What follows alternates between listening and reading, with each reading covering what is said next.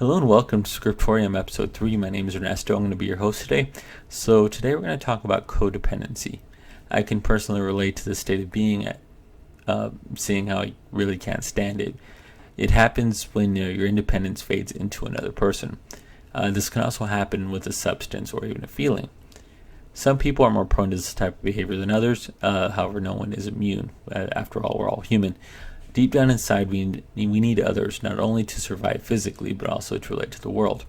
When people fail or simply can't fill the needs we think they should fill, then we tend to go to substances, feelings, or sensations, which is wrong because there are many things that can't be resolved with, relationships. They have to be dealt with on a different level. Many factors do play into our level of vulnerability.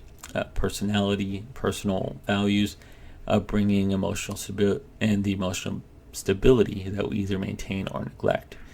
On a wider societal level, we tend to see those with stronger constitutions as apt leaders. That is, those with more independence. Those who exhibit less independence are seen as the ones who need protecting.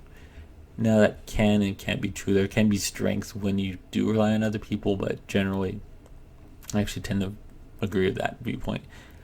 Clearly, this perception of leadership can't be used in every scenario. The loudest voice can often be the least confident.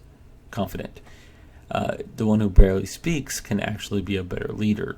Well, might have better leadership potential, that is. Now, how do we relate this to the art of storytelling? Now, the character, if you have a codependent character, they're seen as support characters, or they're seen as characters that can't carry a story. There are several cases, however, where a character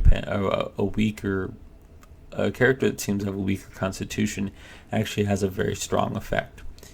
For example, Uriah Heep from the great one of Charles Dickens, one of his stories. David Copperfield. He's a pessimistic example of this. He seems to be unassuming, but is secretly amassing power. He has influence without having a boisterous voice. You often see this. A lot of times, the loudest characters are not necessarily the strongest. They often have plot armor, that is, they're around, but they're not necessarily useful.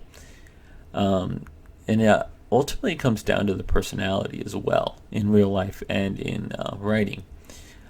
Someone with a strong personality with a lot of independence generally is not used as much by other people. They generally do carry the story and act as the rock, as opposed to the moss that grows on the rock.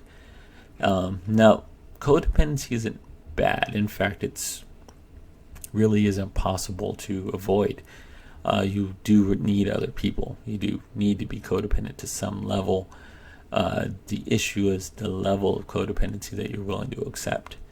And it's often based on ability as well. Some people can carry themselves through life better than other people.